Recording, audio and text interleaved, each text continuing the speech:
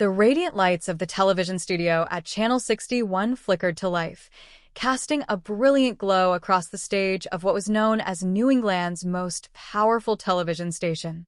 The atmosphere was thick with the scent of hairspray and the electric anticipation of a live audience. A melodic jingle began to play, a tune that suggested that while there had been a touch of something special, it simply was not good enough for the high standards of this particular stage.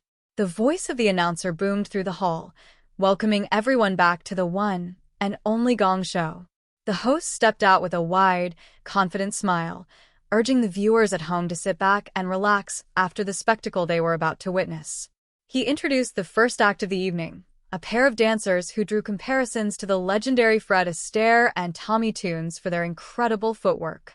These were the performers known as Automatic Tron. The mechanical rhythm of Automatic Tron. The music began with a sharp, synthetic beat that echoed the sounds of a modern industrial age. The dancers moved with a precision that was almost unsettling, their limbs snapping into place like pistons in a high-performance engine. They sang of being something that could not be machined, a paradox of human spirit trapped in a robotic frame. As they performed, they chanted about transforming, their voices rising in a rhythmic crescendo that filled the studio. They spoke of voice patterns and the constant evolution of their mechanical forms. It was a display of physical control that left the audience breathless. When the performance concluded, the host stepped forward, slightly out of breath from the excitement. He mistakenly referred to them as Atomic Tron at first, but quickly corrected himself to Automatic Tron. He inquired about the nature of the name, wondering if it was short for something like Tronsky or a Trontometer. One of the performers, maintaining the persona of the machine, explained that it simply stood for a robot. The host nodded in appreciation, noting that this particular machine seemed to be running perfectly. It was then time for the judges to weigh in. The panel consisted of 3 distinct personalities, each bringing their own flavor to the critique. Marcia Warfield, known for her sharp wit and presence on the television show Night Court, was the first to speak. She looked at the dancers and admitted that she was in need of a man with that kind of motion. Without hesitation, she awarded them a perfect score of 10. Next was John Matuzak, the former professional football player for the Los Angeles and Oakland Raiders turned movie star. He looked at the performers with a rugged appreciation. He gave them what he called a T, a B, and a G, representing tall timbers, blue skies, and giant redwoods. His score was a solid 9.5. Finally, the host turned to Jane Weedlin, the talented musician who is currently promoting her new album titled Fur. She had watched the performance with a keen eye for style and rhythm. She decided on a score of 9. The host was impressed by these high numbers. He took a moment to ask the performers about their lives outside of the spotlight. One revealed he was a computer operator, while the other worked as a salesman. The host joked that they had certainly sold their act to the panel. As the scores were added up, the total for Automatic Tron came to 28, a formidable lead for the start of the show. The sound of spoons and the shadow of the gong. The energy in the room shifted as the host introduced the next contestant, a man named Eddie Carruth. Eddie was not a dancer or a singer in the traditional sense. Instead, he carried with him a set of ordinary household spoons.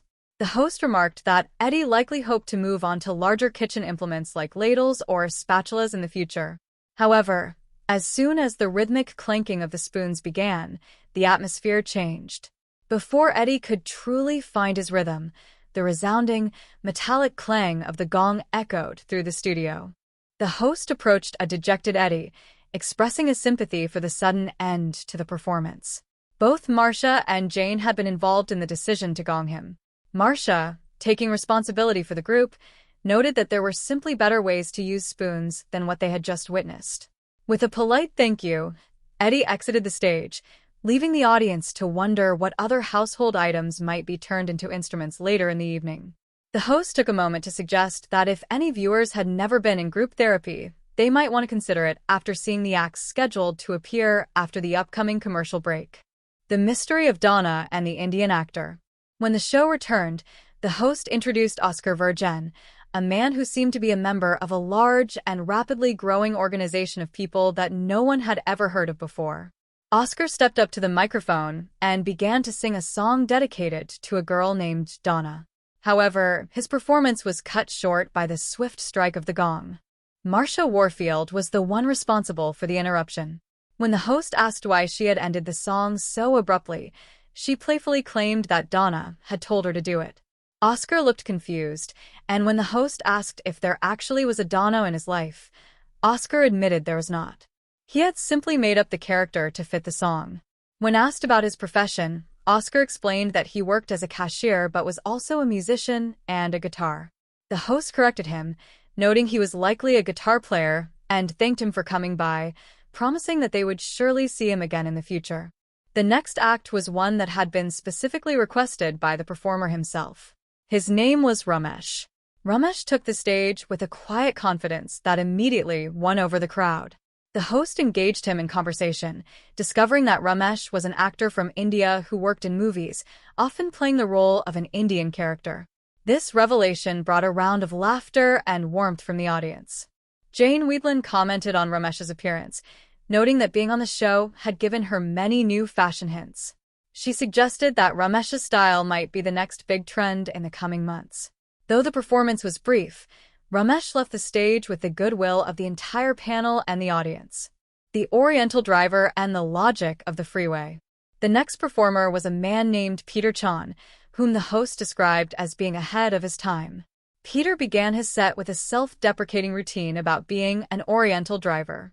He spoke about the common stereotype of slow driving and proposed that such drivers should join an organization he called the National Asian Speeding Association, or NASA for short. Peter joked that if the experts could not train them to drive faster, they could simply change the speedometers on their cars. This way, the drivers would believe they were going 45 miles per hour on the freeway when they were actually traveling at 65. He shared stories of cutting people off on the freeway just so he could look in his rearview mirror and see the frustrated expressions of other drivers, confirming their internal biases about his driving skills. He even described his approach to stop signs, where instead of stopping, he would simply keep going while looking the other way, forcing other drivers to yield. It was a set filled with dry humor and social commentary. However, despite the inventiveness of his jokes, John Matuzak eventually hit the gong. John admitted that he liked Peter as a person and thought he dressed well, but he felt the jokes were told with the same pacing as Peter's driving. Peter revealed that he was actually a computer programmer by trade, to which the host jokingly told him to go back and program his own computers. A presidential connection and the final scores. As the show moved into its final segment, the host took a moment to further highlight the celebrity panel. Marsha Warfield spoke about her travels around the country, bringing humor to the masses. John Matuzak discussed his new action and adventure movie titled Maximum Force, where he had his first starring role. Jane Weedland reminded everyone about her single, Inside a Dream, and jokingly noted that the audience seemed particularly cruel that day. The final contestant was a woman named Francesca, who was mentioned to be appearing in the film Crocodile Dundee 2. Francesca took the stage and began to sing a soulful rendition of a song about the vanity of singing and the enduring power of love. Her voice was surprisingly large for her small stature, filling the studio with a rich, melodic tone. Before the scores were revealed, the host shared an interesting fact from Francesca's background. Her father had served in the Secret Service and had recently retired. Francesca shared a story about meeting President Reagan twice, though she admitted with a smile that he did not remember her the second time they met. The judges were ready to provide their final assessments. Marsha gave Francesca 9, commenting on her fashion choices. John Matuzak, clearly impressed by her vocal talent, gave her a perfect 10. Jane Weedland also awarded her a 9, noting the power of her voice. This brought Francesca's total to 28, creating a tie with Automatictron. The choice of the champions. The tension in the studio was palpable as the host announced that there was a tie for the top spot. The three judges had to confer and decide who would walk away with the grand prize. The stakes were high, a trophy of incredible proportions and a check for $701. After a brief discussion, the panel reached their conclusion. The winner of the show was announced as Automatictron. The dancers returned to the stage to claim their trophy and their prize money, their mechanical movements now celebratory. The host thanked the musicians, led by Joey Carbone, and everyone who had participated in the making of the program. As the credits began to roll, a message appeared on the screen for anyone with a weird or unusual act, providing a telephone number for them to call if they wished to be on a future episode of the show.